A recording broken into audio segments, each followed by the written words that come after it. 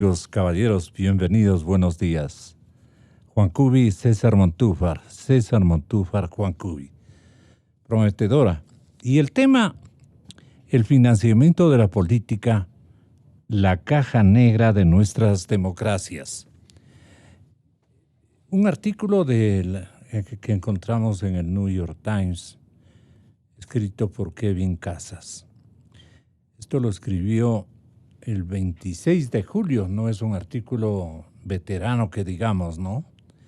Dice, en 1932, Jim Carrey inició su estudio clásico sobre el financiamiento de las campañas electorales con una advertencia. La relación entre dinero y política se ha convertido en uno de los grandes problemas del gobierno democrático. En el libro, aquí hay unas voces, en el libro llama a la opinión pública,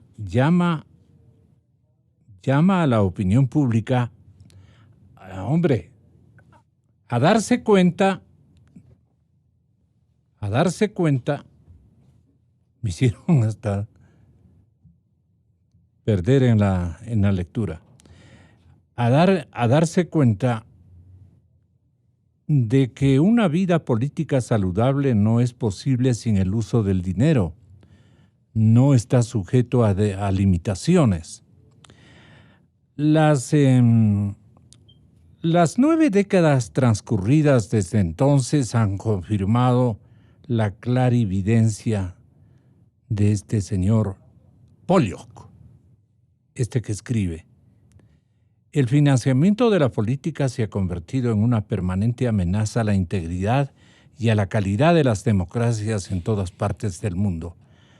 Así es en América Latina. La experiencia reciente de la región ofrece lecciones importantes sobre la urgencia de enfrentar este desafío y los límites de la ley para hacerlo.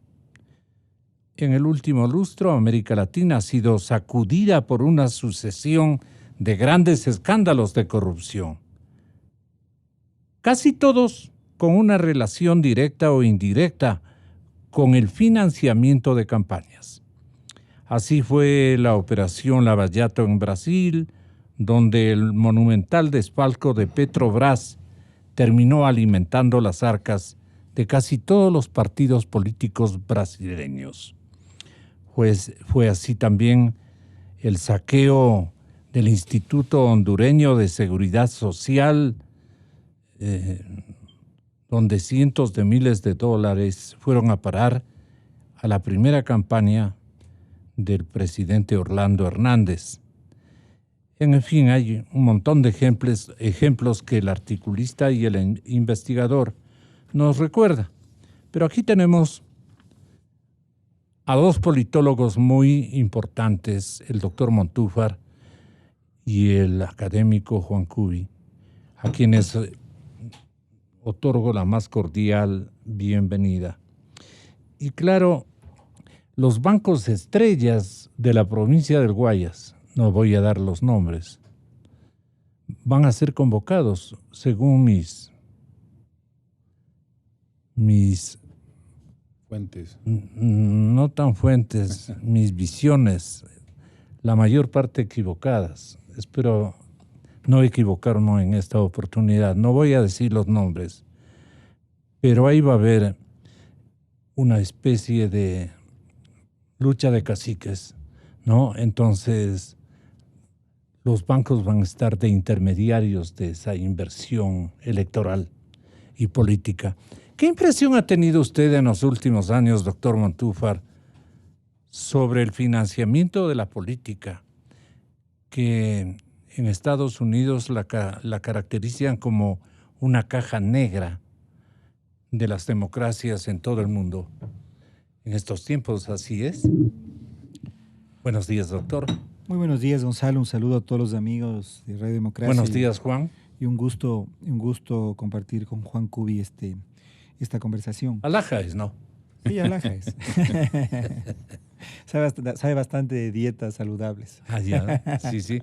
Nos aconsejaba la leccionó Mashua, hace un ¿no? momento, sí. No, pero no pueden hablar de los pormenores de la receta. No pueden abusar de la macho. Bueno, tal vez lo que primero tengo que decir, Gonzalo, es que además de ser politólogo, soy político. Entonces, siendo político y siendo militante y fundador de un... ¿Qué le gusta movimiento- más? Perdone, doctor. Las dos cosas están tan íntimamente ligadas Claro. que es imposible separarlas.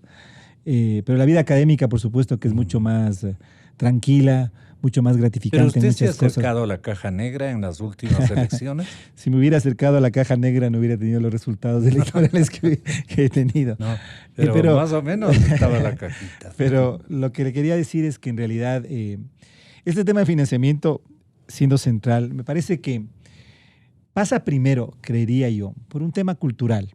Y permítame darle un ejemplo. Quisiera dar el ejemplo del partido Avanza y del éxito electoral que tuvo en el 2014. Es el caso más claro, me parece, reciente, que está en la memoria de los De los ecuatorianos. tiempos recientes. Haciendo una diferencia, porque yo conozco lo que se está haciendo dentro de ese partido por depurarlo, por renovarlo, y creo que es importante ese esfuerzo. No quiero hablar del Avanza de hoy, sino del Avanza del 2014. Recordemos que fue un partido político, es decir, un partido que tiene financiamiento electoral, financiamiento del Fondo Partidario Permanente. No así los movimientos. Yo soy parte del movimiento de Concertación. Nosotros jamás hemos recibido un centavo del Consejo Nacional Electoral. Los partidos políticos sí reciben anualmente y un fondo que no es pequeño. ¿El movimiento suyo es porque Es esté solo de movimiento. reciente creación? No, no, Los nosotros- resultados no convalidan. No, nosotros somos un movimiento que está presente en la vida política del país desde el 2007. Claro, eso le iba a decir. Somos coetáneos a Alianza País. Tenemos líneas completamente diferentes y hemos tenido suertes completamente distintas. Pero somos movimiento y los movimientos no reciben un centavo del Fondo Partidario Permanente. Sí, son parte de la redistribución de francas publicitarias en las campañas, pero no recursos del Estado que van directamente a los partidos. Pero iba al partido Avanza y hacía esta aclaración de que no me refiero a Avanza del presente, en el cual he sido yo testigo. Hay intentos de renovación importantes de la actual militancia. Pero en el 2014, Gonzalo, cuando Ramiro González era presidente del IES, era Vox Populi, que ese partido se constituyó utilizando toda la infraestructura, los recursos materiales humanos de la seguridad social. Y yo decía que aquí hay un tema cultural, porque no hubo una reacción de la ciudadanía, de la opinión pública, frente a un hecho que era absolutamente evidente. Y en el 2014, cuando este partido quedó segundo, fue el partido que alcanzó después de Alianza País la mayor cantidad de alcaldes, prefectos, concejales, presidentes de juntas parroquiales. Por supuesto, en una campaña que además estuvo bajo el paraguas del expresidente Correa. Tampoco nadie dijo nada. Y este partido y su líder, Ramiro González, fueron celebrados por la opinión pública nacional como casi los nuevos grandes políticos de la nueva generación. De la nueva generación en la política ecuatoriana. Y todo el mundo sabía, eso era evidente, que era un partido construido desde el Estado, más bien desde la seguridad social, con los recursos de los afiliados, y que si obtuvo ese resultado fue precisamente porque se valió, digamos, de esta influencia política que Rafael Pero es mi Correa. obligación preguntarle pruebas. Bueno, lo que sucede, Gonzalo, es que era, y creo que incluso en ese momento había un montón de evidencias, en este momento no le podría decir exactamente, pero Ramiro González hizo y deshizo desde la seguridad social para constituir su partido. Eso era absolutamente evidente. Entonces, a lo que voy es a que, en realidad, en el país, cuando se habla de financiamiento de los partidos y movimientos políticos, En la organización de cuadros, Hay- inclusive, perdone que insista. sí, Gonzalo, hay una concepción equivocada. Y es que la política, ¿no es cierto? Y en realidad eso es aceptado, lastimosamente aceptado por la sociedad, o se la hace desde el propio Estado, con recursos del propio Estado, o es necesario para ser político tener una enorme billetera, ser un multimillonario y poder financiarse a un partido que sea casi un instrumento de la aspiración personal de un hombre rico, de un hombre millonario, de un gran empresario. Entonces, lastimosamente en la sociedad ecuatoriana hay esa percepción, esa comprensión cultural del financiamiento de la política. A lo que se suma, me parece a mí, una segunda premisa cultural que me parece que es tremendamente equivocada, y es que el aporte voluntario, el que la militancia implique también, como siempre digo yo, aportar con plata y persona, es algo que está por fuera del imaginario de construcción política de las organizaciones. Entonces, me parece que sí, vamos ahora a hablar de financiamiento de la política, vamos a hablar de estas cajas negras, que es el resultado de una visión que está lastimosamente, digamos, muy metida en el Ecuador y que es, me parece a mí, la base de que tengamos en el país la preeminencia, y el caso de Alianza País es el caso más claro. Un movimiento que nació financiado por recursos ilegales, hoy sabemos claramente, de Odebrecht, de las FARC, eso es algo que se viene discutiendo desde hace mucho tiempo, recursos ilegales, o de empresarios coludidos con el poder, con los políticos, con este movimiento, o son partidos que son resultado de la aspiración personal de hombres con muchos recursos, con mucho dinero, que pueden tener este hobby. Vamos a hablar de Álvaro Noboa, es quizá el arquetipo más claro. Sí. Ya tiene todo el dinero del mundo y además quiere ser presidente del Ecuador. Entonces financia una organización política. Pero el problema aquí es que entre estos dos polos de organizaciones políticas, ¿dónde está realmente la política? Sí. La política como un ejercicio de construcción colectiva, de ideales, de sueños, de proyectos, la construcción colectiva de agregación de puntos de vista, de intereses, perspectivas distintas. Se pierde este espacio fundamental de la política en estos dos polos. Nadie se puede librar de los auspicios. Juan Cubi. A ver, yo quiero empezar saludándole a César, agradeciendo por el espacio y haciendo una reflexión un poquito más de fondo. Yeah. ¿En qué sentido? A ver, una cosa es del sistema liberal, el liberalismo, y otra cosa es la corrupción.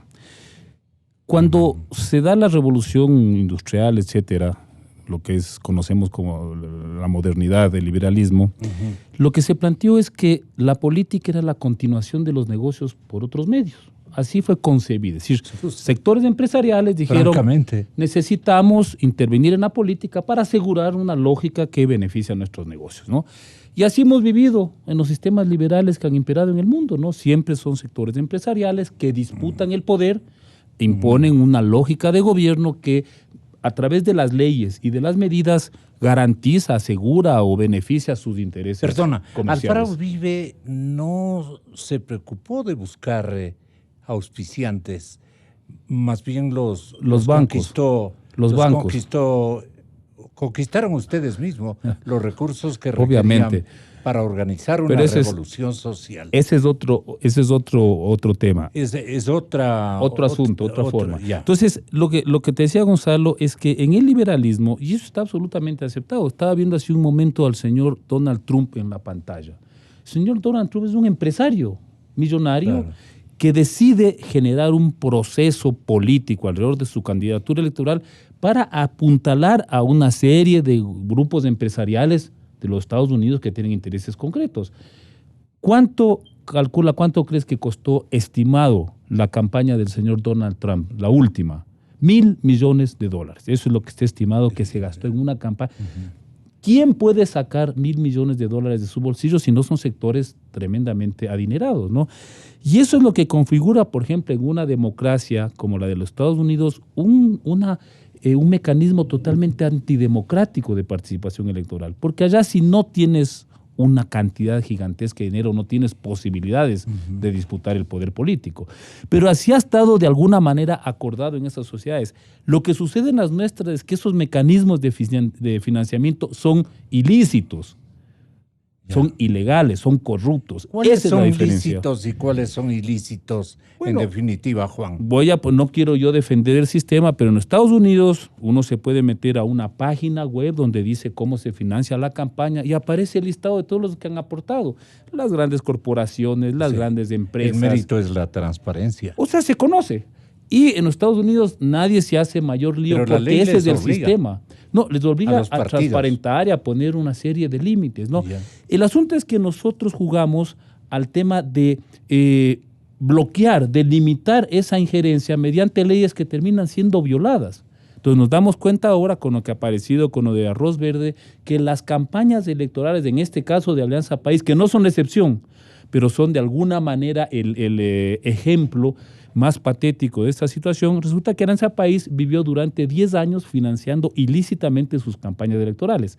Pero no es solamente el tema de la campaña electoral, o sea, lo que pasa es que el financiamiento de una campaña electoral está ligado con la posibilidad de otorgarle contratos a dedo a los aportantes. Ahí está el detalle. Ese es el mecanismo Mario ilícito. Moreno.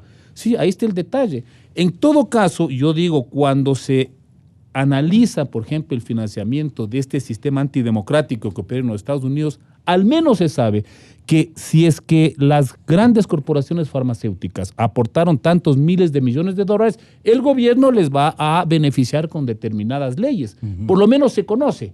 Así uno esté en desacuerdo. Aquel tema es que no lo sabíamos.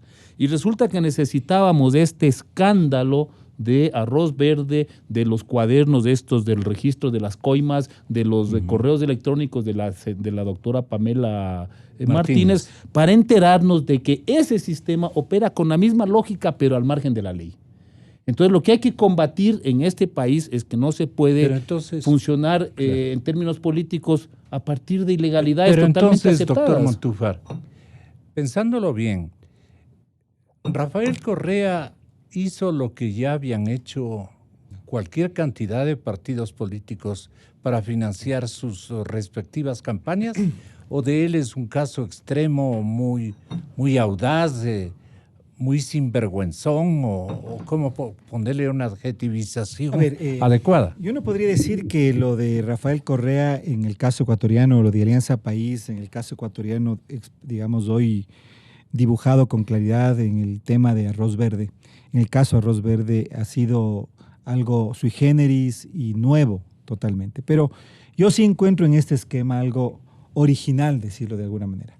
Decía hace algún momento, son grandes empresarios que fundan sus propios partidos para satisfacer su ambición, buena o mala, de además de tener éxitos empresariales y de negocios, llegar a tener éxitos políticos, o es el propio Estado, de manera, porque eso es un delito, peculado, utilizar recursos públicos para otros fines, desde donde se financian las organizaciones políticas.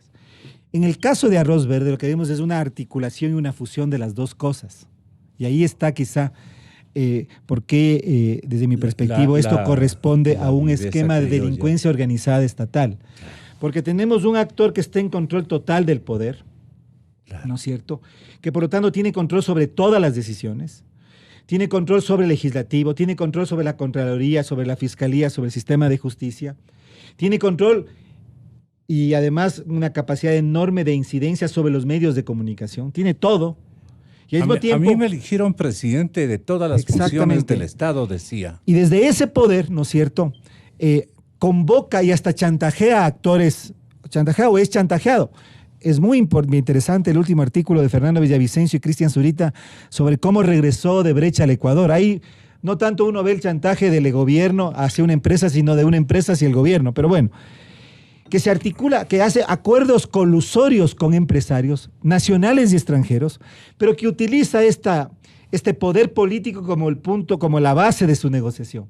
Entonces, en el caso de Alianza País, de Arroz Verde, tenemos un modelo, a mí me parece, de delincuencia organizada estatal, desde la cual el político y el empresario corrupto se unen colusoriamente para, digamos, llevar adelante, utilizando el poder del Estado y los recursos del Estado, fines ilícitos. Entonces tenemos un modelo mucho más complicado, mucho más complejo, además totalmente respaldado por la fuerza del Estado. Creo que desde esa perspectiva, entonces, y esa es la reflexión a la que tenemos que llegar, es que en realidad en estos modelos, en estos esquemas institucionalizados de corrupción, de delincuencia organizada, se pierde, y ese es, me parece, el tema de fondo, cualquier vestigio de lo que podríamos decir es una sociedad y un sistema democrático. En el sentido de que en realidad lo que tuvimos eran eventos electorales, ¿no es cierto? Pero democracia entendida como un sistema en el cual los ciudadanos... Perdone, doctor, es para que se dé cuenta la juventud, los nuevos actores políticos, que es bueno instruirles. Correa decía en esos tiempos, esto que van a escuchar, ¿con qué pretensión? El presidente de la República no es solo jefe del poder ejecutivo, es jefe de todo el Estado ecuatoriano. Y el Estado ecuatoriano es poder ejecutivo, poder legislativo, poder judicial, poder electoral, poder de transparencia y control social, superintendencias, procuraduría, contraloría, todo eso es Estado ecuatoriano. Preparaba a los cotizantes amenazándoles de que él iba a manejar absolutamente todo. Con semejante anuncio, ¿quién no iba a contribuir? Además, para ser favorito en los concursos de precios. Gonzalo, yo creo que Rafael Correa era bastante conocido por una ignorancia palmaria, sobre todo en temas ideológicos, políticos, de derecho, ¿no? Yo me abstengo de hacer un comentario sobre la tontería que acaba de decir en términos jurídicos, ¿no? Yo más bien quiero ir al otro tema. A ver, lo que señala César era una constante en este país. Gonzalo, yo desde que tengo uso de razón, los años 60, que era niño y escuchaba las discusiones políticas, siempre se habló del tema de la reelección. Eso es reiterado. ¿Por qué se planteaba siempre ponerle un límite a la reelección? No solo del Ejecutivo, sino de los legisladores. Porque todos hacían política desde el Estado. Es decir, llegaban a una función pública y empezaban a hacer política electoral, campañas, alcaldes, prefectos, legisladores. Con patrocinadores. No, pero también con fondos públicos. También se utilizaba el aparato del Estado para hacer campaña. Claro. Y por eso siempre se dijo, hay que frenar, inclusive controlar al partido que esté en el gobierno para que no beneficie al candidato sucesor. Porque ha sido una constante. Eso decía Osvaldo Hurtado y Jaime Roldós. Yo lo que creo es que en el caso del correísmo eso se complejizó, ¿no es cierto? Se sofisticó este sistema de utilizar la fuerza del Estado tanto para chantajear a empresarios como para canalizar fondos públicos a la campaña.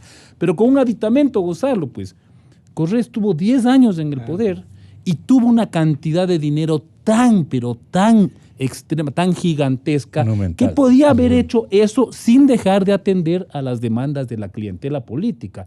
Esa fue de alguna manera la forma como operó el Correa. Es decir, la yapa del lleve la podía repartir en proyectos sociales, en regalar textos escolares, uniforme, a cambio de que la gente simplemente guardara un complaciente silencio.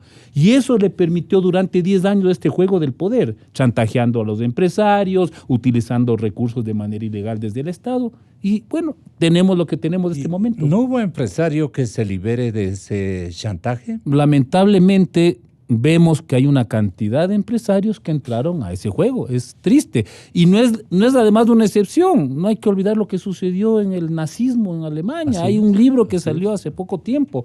Todas estas grandes empresas, muchas de las cuales tienen renombre mundial, fueron colaboradoras del régimen nazi. Claro, ¿Por qué? Porque les ofrecía los grandes negocios. Ellos hicieron de la vista gorda con el tema político, con el tema, digamos, ya ético de ese gobierno. Lo mismo sucedió en el Ecuador. Pero también ocurrió eso en la Unión Soviética, en la Rusia anterior.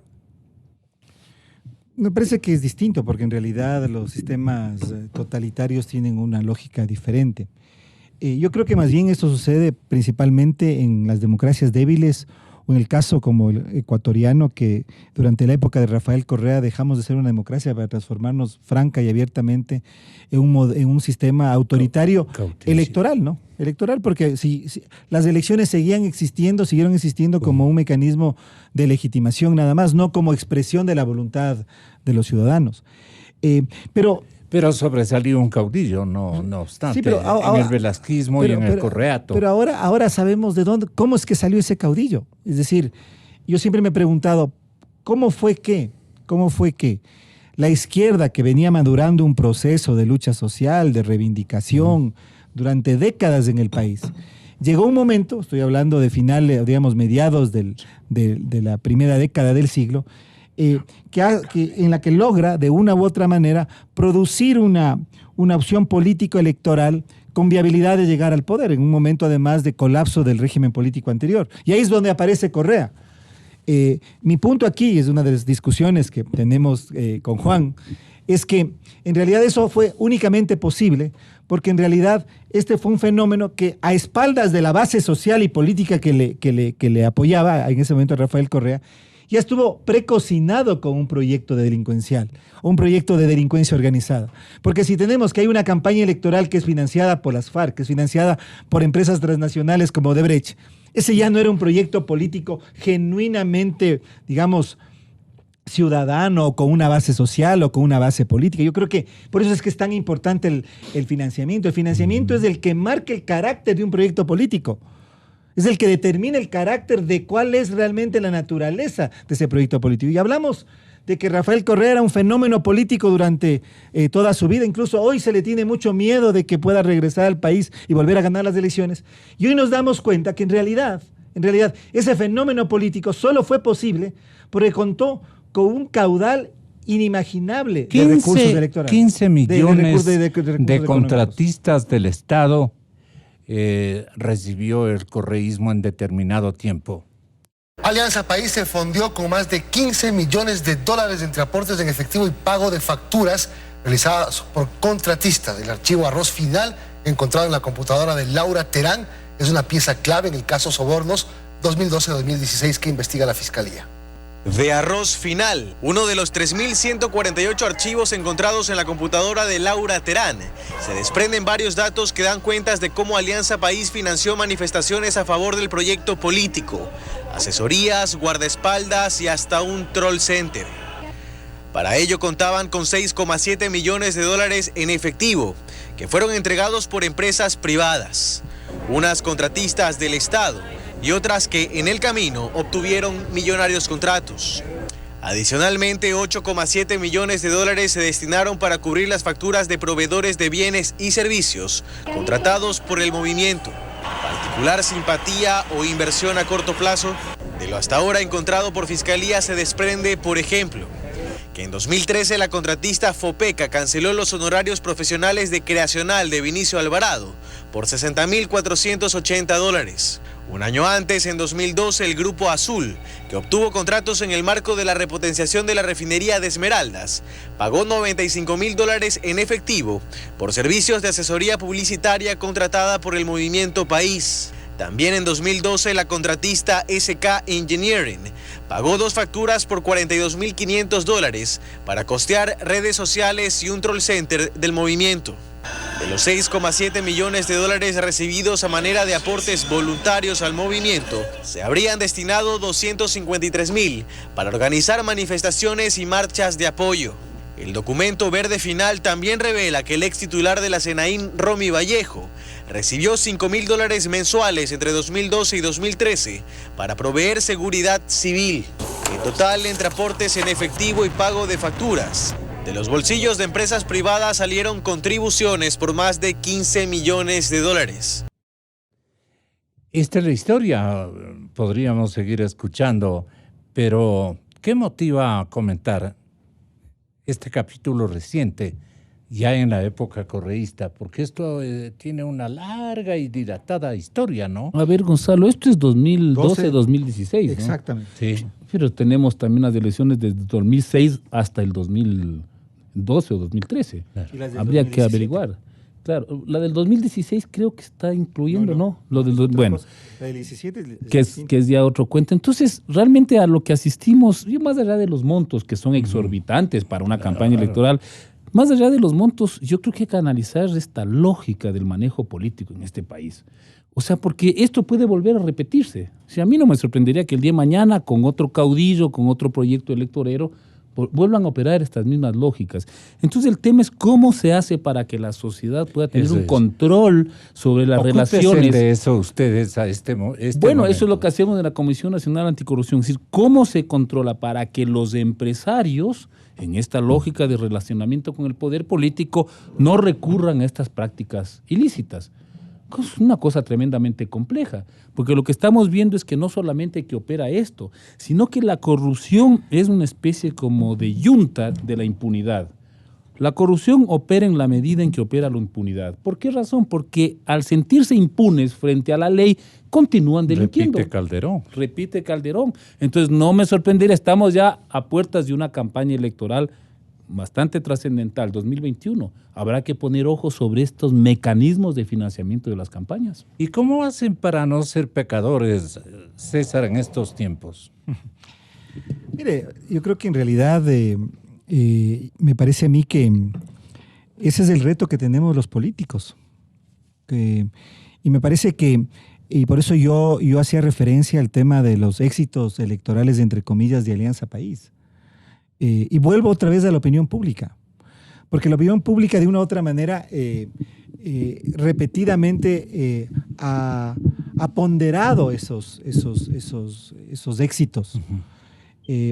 Todavía seguimos creyendo que Rafael Correa es un líder carismático de cualidades excepcionales. Ahora estamos equivocados entonces. Hoy sabemos que en realidad lo que tenemos es un político delincuente. Esa es su sin escrúpulo alguno, que se valió de fondos ilícitos y no de pocos recursos, sino de miles, de decenas de millones de dólares para alcanzar sus fines políticos. Que 2012, 2016, 15, 16 millones de dólares es una ventaja económica impresionante. Entonces, ¿cómo no van a ganar las elecciones, pues? Con eso ganaba cualquiera. Pero con eso ganaba. Claro. Pero, es decir, entonces el marketing se alimenta de eso, pues, exactamente. ¿No? Entonces, ahí viene, me parece a mí, el tema principal. Entonces, creo que aquí hay por eso vuelvo yo al tema de la cultura política en el país y a la necesidad de precisamente recuperar este espacio real. Entonces, de la política. ¿Qué hacemos? Bueno, yo creo que en este momento hay que llegar a fondo en esta investigación. Yeah. Creo que lo que devela Arroz Verde y Verde Final me parece que tiene que ser investigado más allá del periodo 2012-2016. Tiene que alcanzar al 2017. Creo que ha habido igualmente, no creo, el mismo Fernando Villavicencio y Cristian Zurita presentaron ya otra investigación sobre lo que fue el 2017. No, dentro de la misma investigación estaba lo del 2017. Creo que hay que investigar ese punto. Y creo que hay que llegar hasta el fondo, Gonzalo. Creo que el Ecuador necesita realmente un baño de verdad respecto al financiamiento de la política para que hagamos lo que precisamente dice Juan en este momento, para que no repitamos lo que ha ocurrido en el pasado, porque si no... ¿Cómo logró encontrar esa caja negra estos sectores que acaba de aludir? Bueno, porque hay una vieja práctica, Gonzalo. Es decir, no olvidemos que alrededor de Rafael Correa existían una serie de personajes de la vieja política ecuatoriana, ¿no? Por citar un caso, el señor Alexis Mera, un aplicado alumno del ingeniero León Febres Cordero, que fue una de las mentes más eficaces para el tema de mezclar negocios con política. Y lo hizo de una manera tremendamente eficiente. Ahí aprendió el señor Alexis Mera, por señal, los señores de Alvarado, que estuvieron muy cercanos al PRE de Abdalá Bucaram. Es decir, toda esta gente ya conocía el modus operandi de estas relaciones. Lo único que hicieron fue aceitarle y ponerle a un nuevo gerente, que era el señor Correa. Eso fue lo único que cambió. Pero con una ventaja, pues, que la cantidad de recursos que hubo durante esos años permitía que esa máquina operara con mucha mayor eficiencia. Pero claro, si es que yo me relaciono con gente que proviene de esta vieja politiquería nacional, me va a enseñar algo, pues no, yo presumo que habrán habido aportes sobre estos mecanismos ilícitos de financiamiento de la política, pues yo no veo otra forma, porque realmente coincido con César, la trayectoria de Correa en la política era prácticamente nula, ¿no? Y estando tan claras las cosas, la fiscal general de la República ya no aguarda, ya ha precisado con algunas diligencias y decisiones judiciales muy importantes. ¿Qué opina de ellas, doctor Montúfar? Mire, creo que en este caso, precisamente el financiamiento político de la campaña electoral de Alianza País entre el 2012 y el 2016, la fiscal me parece que tomó una decisión muy importante y valiosa al haber ya pedido la vinculación del expresidente Correa, de Jorge Glass y de otras personas. Asunto que estaba siendo reclamado por el expresidente Hurtado. Sin embargo, Gonzalo, yo creo que en ese pedido de vinculación se omite el nombre de algunas personas clave. Y eso es muy, pero muy preocupante. ¿Cuáles son? El exfiscal Carlos Vaca Mancheno, por ejemplo, quien aparece en en los cuadernos de Pamela Martínez como una de las personas que autorizaba pagos, que después de ser asesor de Rafael Correa, llegó a ser fiscal general de la Nación, nada más ni nada menos, que fue quien que viajó a Brasil para investigar el caso de Lavallato, que fue quien llegó al acuerdo con Odebrecht en mayo del 2017, acuerdo que ahora sabemos fue mentiroso porque excluyó el Metro de Quito, la Ruta Viva y estos mismos aportes. El asesor del señor Bacamancheno, Pedro Espinosa, que yo decía el otro día aquí mismo en este estudio, como una anécdota, estaba al lado mío en la acusación particular en contra de Jorge Glass como asesor del fiscal.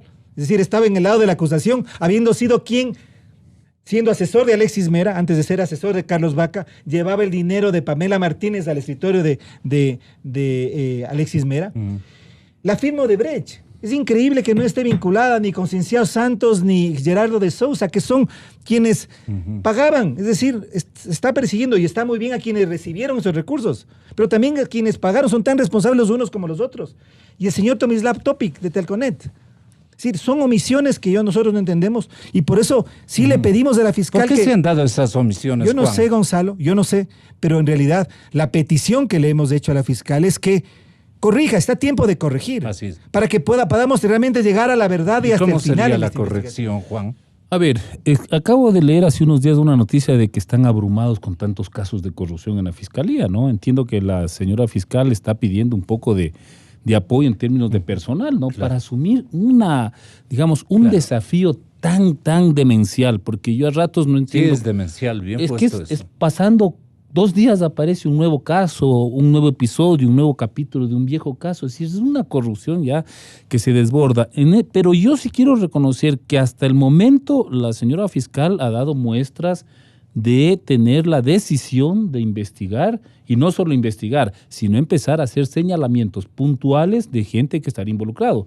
Los 22 que están llamados alrededor del tema que son además no solo políticos, empresarios, que es una buena medida. ¿Por qué razón? Porque en estos temas de corrupción, colusión, coimas, sobreprecios, hay una complicidad, pues. No opera lo uno sin lo otro. No opera la corrupción o el beneficio que obtiene un funcionario público si es que no hay alguien que le esté ofreciendo una ventaja, una coima, una parte de ese sobreprecio. Bueno, a mí me parece que hay que apoyar estas iniciativas y creo que, bueno, César está más al tanto de los detalles, pues habrá que pedirle obviamente a la señora fiscal que vaya destapando, que vaya investigando el resto de la información, ¿no? Solo como un tema final, porque lastimosamente tengo que retirarme, Gonzalo. No, y todos. Y usted me preguntaba hace un momento qué hacer. Mire, no me gusta jamás poner lo que hemos hecho nosotros, lo que yo he hecho como ejemplo. Pero en mi última campaña en la alcaldía de Quito, nosotros implementamos un sistema de recolección ciudadana de recursos, muy transparente precisamente lo que decía Juan, que los ciudadanos pueden mirar o podían mirar quiénes aportaron a nuestra campaña. Aportes muy pequeños, de $3 a $20. Y logramos recolectar cerca de $50,000. Entonces, a lo que voy es a que no estamos condenados a esto. Disculpen, yo no quiero poner como ejemplo algo que he hecho, pero quisiera yo expresar esto porque si no estamos con la imagen de que quedamos atrapados. Es posible hacer política diferente. Y creo que en el financiamiento y en la forma como se financian las campañas electorales está la clave, podríamos decir, de recuperar realmente una política como vocación de servicio público y no como esos negocios de delincuencia organizada y corruptos y colusorios de los que hemos estado hablando. Ahí tenemos un reto, todos nosotros. Nos vamos de vacaciones, volveremos en próximos días. Inicio de espacio promocional y publicitario.